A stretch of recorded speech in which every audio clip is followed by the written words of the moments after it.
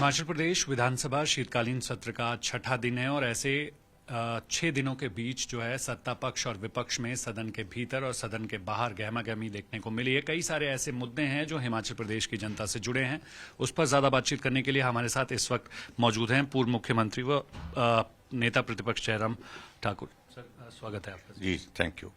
किस तरीके से देखते हैं सर कि जो 6 दिन बीते हैं, कहीं ना कहीं हिमाचल प्रदेश के बहुत सारे ऐसे महत्वपूर्ण मुद्दों पर चर्चा हुई है। विपक्ष की तरफ से कई सारे ऐसे मुद्दे सत्ता पक्ष को घेरने के लिए उठाए गए हैं, जिनमें कर्ज की बात जो है आपने प्रमुखता से कही है। ये कर्ज का बोझ जो है वो लगातार बढ़ता जा रहा है और ऐसे में किस चिंता की तरफ इशारा कर रहा है? इस कर्ज के बोझ से सरकार उभरेगी कैसे? बेशक ये सरकार जो है वो 5 साल का कार्यकाल पूरा करे, अगली सरकार के लिए भी तो चुनौती बरकरार रहने वाली है। देखिए, हिमाचल प्रदेश में अगर आर्थिक स्थिति पर हम देखें तो आर्थिक स्थिति तो प्रदेश की न पहले ठीक रही है न अब ठीक है, और चिंता का विषय है कि आगे तो और भी ज्यादा खराब होने वाली है जो वर्तमान हालात लग रहे हैं। अभी हम देख रहे हैं कि कांग्रेस की सरकार का 3 साल का कार्यकाल अभी पूरा हो रहा है और 3 साल के कार्यकाल में हिमाचल प्रदेश में जो ऋण है कुल मिलाकर के 1,10,000 करोड़ के करीब पहुंच गया है, यानी कि बहुत ज्यादा ऋण हो गया है। लेकिन चिंता का विषय यह है कि इतना ऋण लेने के बावजूद भी विकास के कार्य ठप पड़े हैं। कर्मचारियों को समय पर सैलरी नहीं मिल रही है, पेंशनर्स को पेंशन नहीं मिल पा रही है, यहां तक कि जो विधायकों को विधायक क्षेत्र विकास निधि दी जा रही तो उसको भी फ्रीज कर दिया है कि 10,000 रुपये से ज्यादा उसमें से रिलीज नहीं करेंगे। बाकी अपॉइंटमेंट, नौकरियां, सारी चीजें बंद हैं। ये विचित्र स्थिति एक है इस तरह की, जहां हिमाचल प्रदेश आखिरकार जाएगा कहां आने वाले समय में, चिंता का विषय है। अपने रिसोर्सेज जो है उसमें कोई इजाफा, उसमें कोई बढ़ोतरी, कोई इंक्रीज होने की ये भी नहीं दिख रही है कहीं इस तरह की एक साइजेबल इंक्रीज, और हिमाचल प्रदेश में ऐसी संभावना भी नहीं है।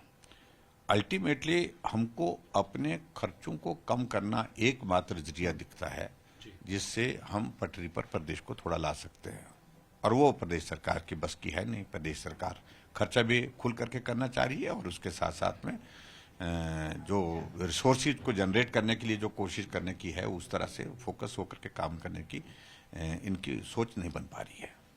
मुख्यमंत्री तो कह रहे हैं कि व्यवस्था परिवर्तन का दौर है। जिस तरीके से आंवले का टेस्ट धीरे धीरे जो है वो पॉजिटिविटी और इफेक्टनेस देता है, तो कुछ इसी तरीके से इसके भी पॉजिटिव इफेक्ट्स आने वाले समय में देखने को मिलेंगे।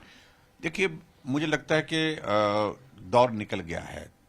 किसी के कार्यकाल का 5 साल के कार्यकाल में से 3 साल बीत जाना और उसके बावजूद भी चीजें हाथ से पूरी तरह से निकल जाना, यानी कि नियंत्रण, चाहे वो अधिकारी हैं, चाहे वो काम करने के लिए और तौर तरीके जो सरकार की योजना है, तो शून्यता में चला गया है, यानी कि विजन लेस गवर्नमेंट। आज 3 साल के कार्यकाल के बावजूद भी अगर हम प्रदेश के कांग्रेस के सरकार के नेताओं को भी पूछें कि आप बताइए कि 3 साल के कार्यकाल में कोई एक योजना, जो बड़ी योजना स्टेट गवर्नमेंट ने शुरू की है, जो लोगों के जहन में है, जुबान पर है, लेकिन वो भी बताने की स्थिति में नहीं हो पाई क्योंकि कुछ शुरू हुआ नहीं। और उल्टा जो है, जो पुरानी जनहित की योजना चलाई थी, चाहे वो जनमंच की बात है, चाहे वो हमारी गृहिणी सुविधा योजना की बात है, चाहे वो मुख्यमंत्री स्वावलंबन योजना की बात है, सहारा योजना की बात है, हिम केयर की बात है, शगुन योजना की बात है, ऐसी बहुत सारी योजनाएं जिनको गांव में जो लोग पढ़े लिखे भी नहीं थे वो भी हमको चौक चौराहे पर बोलते थे कि सहारा योजना का पैसा नहीं आया। हमको बोलते थे, आज भी हमको फोन करके पूछ रहे हैं लोग कि हिम केयर का पैसा नहीं मिल पा रहा है, शगुन योजना का पैसा नहीं आ पा रहा है, सहारा योजना का पैसा नहीं। इसका मतलब है कि हमने काम किए हैं जो काम लोगों के जहन में भी है, जुबान पर भी है, और यहां 3 साल के कार्यकाल में न जहन में है न जुबान पर है। पर मुख्यमंत्री तो कह रहे हैं कि जो 11 तारीख को एक बड़ा फंक्शन होने जा रहा है, जिस पर विपक्ष भी लगातार जो है सवाल उठा रहा है, वो फंक्शन जो है वो एक फंक्शन नहीं है, वो विजन बताने का एक कार्यक्रम है, क्योंकि सरकार ने बहुत सारी उपलब्धियां इन 3 सालों में जो है कर ली। देखिए, मैं एक बात बड़ी स्पष्ट कर रहा हूं, एक तो जश्न मनाने जैसे हालात नहीं है, एक तो हिमाचल प्रदेश में आपदा के कारण तबाही हुई है, बर्बादी हुई है, सैकड़ों लोगों की जान गई है। जो प्रश्न का जवाब विधानसभा के अंदर दिया गया है, लगभग 500 लोगों की जिंदगी चले गई इस बरसात में। और उसके बाद सबसे ज्यादा नुकसान हुआ है मंडी जिला में, और जश्न मनाने की जगह भी ढूंढी है तो मंडी में, जहां लोगों के घर चले गए, परिवार के लोग चले गए, जमीन चले गए, बगीचे चले गए, वहां जश्न मना रहे हैं। और उसके बाद हैरानी की बात यह है कि प्रदेश में डिजास्टर एक्ट लगा। डिजास्टर एक्ट में फोकस ये रहना चाहिए सरकार का कि डिजास्टर में जो डैमेजेस हुए हैं, जिन लोगों का नुकसान हुआ है, उसकी भरपाई ही एकमात्र जो हमारी प्राथमिकता, ये उनके व्यवहार से दिखना चाहिए। और यहां नाटी डाली जा रही है, मंच बनाया जा रहा है, कलाकारों के लिए अलग से मंच बनाया जा रहा है, वीआईपी आएंगे उनके लिए अलग से मंच बनाया जा रहा है, लोगों को लाने के लिए बसों को, एचआरटीसी बसों का अरेंजमेंट किया जा रहा है।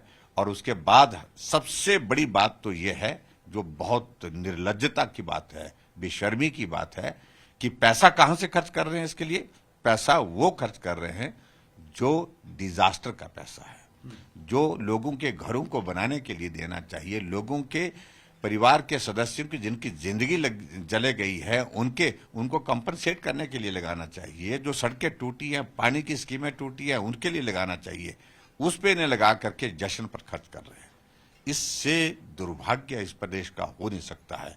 विजनलेस सरकार, जिसको हम कह सकते हैं कि इतनी भी दृष्टि नहीं, उनको कह रहे हैं विजन की बातें कह रहे हैं। हमने वो जो मुख्यमंत्री की अध्यक्षता में जो बैठक हुई है, उस बैठक का जब मिनट्स पढ़े, हमने डिटेल पढ़ी है, उसमें एक एक चीज कही है उसमें कि एक एक शब्द उसमें बड़ा स्पष्ट कहा है। और जिसमें हिमाचल प्रदेश में जो है व्यवस्था परिवर्तन के 3 साल, ये कार्यक्रम का टाइटल रखा गया है। और उसके बाद आगे बढ़ करके ये कहा है कि सारे अरेंजमेंट इस प्रकार से होंगे, लोगों को लाने का इंतजाम, बैठाने का इंतजाम, खाने का इंतजाम, पानी पिलाने का इंतजाम, और उसके साथ साथ में फिर ऊपर से कहा है कि पैसा डिजास्टर से खर्च किया जाएगा, डिजास्टर के हेड से खर्च किया जाएगा। जो पैसा सिर्फ और सिर्फ आपदा प्रभावित लोगों के लिए, आपदा प्रभावित इलाके के लिए है, उस पैसे को जश्न में खर्च किया जा रहा है। आज सदन में एक महत्वपूर्ण विषय पर चर्चा हुई। वो विषय था अवैध कब्जे को लेकर। कहीं ना कहीं 1,24,000 से ज्यादा लोग प्रभावित होने जा रहे हैं। समझ ये नहीं आ रहा है कि जो ये प्रभावित होने वाले लोग हैं, उनके संरक्षण के लिए विपक्ष साथ उनके खड़ा है या सरकार उनके साथ खड़ी है? क्योंकि दोनों तरफ से जो है इस तरीके का वक्तव्य आया है कि हम साथ खड़े हैं, पर सच्चाई क्या है? देखिए, एक बात तो बड़ी साफ है कि हाई कोर्ट में मामला चल रहा था। लगभग 1,25,000 ये मामले हैं, 1,24,700 कुछ केसेस है ये एनक्रोचमेंट को, जो रिकॉर्डेड केसेस है। अगर स्टेट गवर्नमेंट गंभीर होती उन परिवारों की जमीन को बचाने के लिए, उनके घर को बचाने के लिए, तो गंभीरता से उस केस को हाई कोर्ट पे लड़ती। सरकार बचाने के लिए, सीपीएस की कुर्सी बचाने के लिए एक एक पेशी के 2-2 करोड़ रुपए दिए इन्हें। हाई कोर्ट में, सुप्रीम कोर्ट में, दिल्ली से लोगों को जहाज में लेकर के जो है वो कोर्ट में खड़ा किया गया। लेकिन जब गरीब आदमी के घर को बचाने की बात आ रही है, जमीन को बचाने की बात आई, तो इनके एडवोकेट जनरल, इनके जो वकील, सारे हाथ खड़े करके चुपचाप मूर्ति बन करके वहां खड़े हुए। अल्टीमेटली जजमेंट अगेंस्ट आई, और जब जजमेंट हाई कोर्ट की अगेंस्ट आई तो उसके बाद क्या बचा है? अब उसके बाद हमने कहा कि हाई कोर्ट के बाद आप सुप्रीम कोर्ट तुरंत जाइए और अच्छे वकील करिए ताकि लोगों की इस लड़ाई को लड़ सके। उसमें भी डिले कर दिया है, बहुत देर कर दी है। इसका अर्थ यही है कि ये चाह रहे हैं कि जिन लोगों के इस प्रकार के जो एनक्रोचमेंट के केसेस हैं, उनके घर, जमीन, जायदाद सारी की सारी जो है वो चली जाए। अगर सुप्रीम कोर्ट में ठीक तरह से केस नहीं लड़ा जाएगा, उसके बाद एग्जीक्यूशन के लिए जब लगेगा, तो मैं आपको बताऊं कि लाखों लोगों के घर में बिजली कट जाएगी, लाखों लोगों के घर के पानी के कनेक्शन कट जाएंगे, लाखों लोगों को घर छोड़ करके जो है बाहर निकलना पड़ेगा। ये स्थिति हिमाचल प्रदेश के लिए बहुत पीड़ादायक होगी। रेवेन्यू मिनिस्टर अपने जवाब में कह रहे थे कि केंद्र सरकार के एक्ट के तले जो है वो कहीं ना कहीं रिलैक्सेशन मिल पाना बहुत मुश्किल है। तो आपको क्या लगता है? वो तो आपको इनवाइट भी कर रहे थे कि अगर केंद्र सरकार के पास जाना पड़े तो हम आपके साथ जाने को तैयार हैं। देखो, ऐसा है कि सुबह से शाम तक हमको गाली देते रहते हैं, और जब गले में फंसती है तब बोलते हैं कि आओ जी आप हमारे साथ चलो, आओ दिल्ली चलते हैं, हम बात करते हैं। प्रदेश का हित हमारे लिए सर्वोपरि है, राजनीति से ऊपर है। हमें जो कहना होगा, जो करना होगा, हम करेंगे। लेकिन हम सरकार से पूछ रहे हैं, कांग्रेस की सरकार, हम मुख्यमंत्री से पूछ रहे हैं, सुखविंदर सिंह सुक्खू जी से पूछ रहे हैं कि जब आप इस केस को ठीक तरह से लड़ सकते थे, पक्ष रख सकते थे, क्यों नहीं रखा? क्या आप यही चाहते थे कि उन लोगों की जमीन जो है वो, उनके घर जो है वो खाली कर दिए जाए? इसका मतलब तो यही हुआ, सरकार ने जो किया है बहुत ही अनुचित किया है, बहुत ही गलत काम किया है। धारा 118 के तहत जो है कुछ अमेंडमेंट्स सदन के भीतर लाई गई हैं, आप क्या उस अमेंडमेंट से सहमति रखते हैं? देखो, मैंने तो बड़ा साफ कहा है कि हिमाचल ऑन सेल, ये इजाज़त नहीं दी जा सकती है। अमेंडमेंट को हम स्टडी कर रहे हैं, लेकिन इसमें बहुत सारी चीज़ें ऐसी हैं कि 118 से छेड़खानी करना कतई भी उचित नहीं है।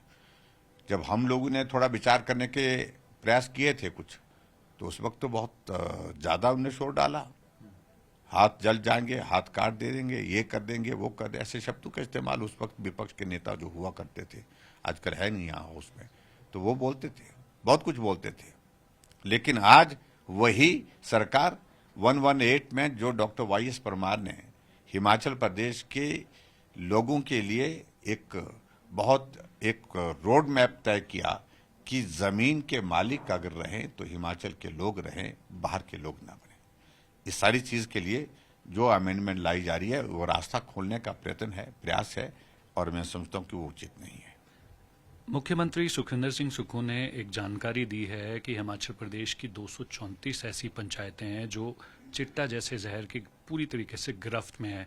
आप इस स्टेटमेंट को किस तरीके से देखते हैं? क्योंकि दूसरी तरफ नारकोटिक्स ब्यूरो भी ये कह रहा है कि हिमाचल प्रदेश एक कंज्यूमर स्टेट है, हेरोइन जो है वो दूसरे राज्यों से यहाँ तक पहुँच रही है, और कहीं ना कहीं जिस तरीके से 234 पंचायतों का जिक्र है, कहीं हिमाचल प्रदेश में ना फैल जाए, तो कितना गंभीर है मामला मानते हैं? हम पहले दिन से इस बात को कह रहे थे, कानून व्यवस्था की स्थिति हिमाचल प्रदेश में बहुत बुरी तरह से तहस नहस हो गई है। गोलियां चल रही हैं, तलवारें चल रही हैं, हत्याएं हो रही हैं।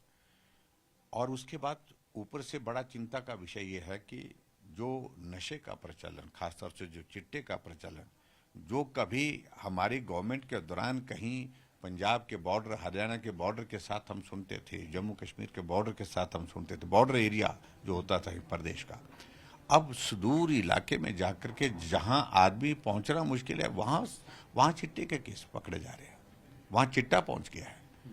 तो किसकी मतलब किसकी कमजोरी है, किसकी नालायकी है? आखिरकार सरकार की है। सरकार समय पर जागती, समय पर कदम उठाती। अब तो शोर डाल रहे हैं, और शोर डालने से नहीं, व्यवहारिक चीज करनी पड़ेगी।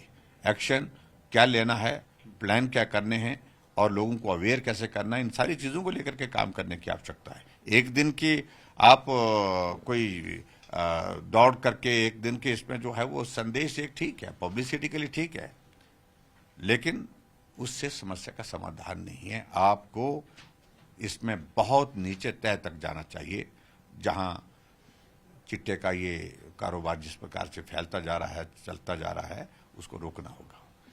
एक बात आपने कही थी बिहार चुनावों के बाद, जिस तरीके से वहां पर जो है पूरी कांग्रेस बोलेरो में सिमट कर रह गई, और आपने एक और चैलेंज हिमाचल कांग्रेस को भी दिया था कि आने वाले चुनावों में, विधानसभा चुनावों में, यहां पर भी कांग्रेस एक ऑल्टो में सिमट कर रह जाएगी।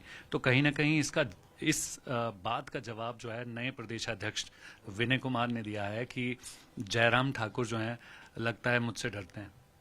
नहीं, देखो, डरने का नहीं, हमारे तो मित्र आदमी है वो, उनको जिम्मेवारी मिली है, और सबसे बड़ी बात है अब उनको बोलना है। लेकिन जायजती उनके साथ बहुत ज्यादा हुई है। मंत्री बनना चाहिए था, नहीं बनने दिया गया, और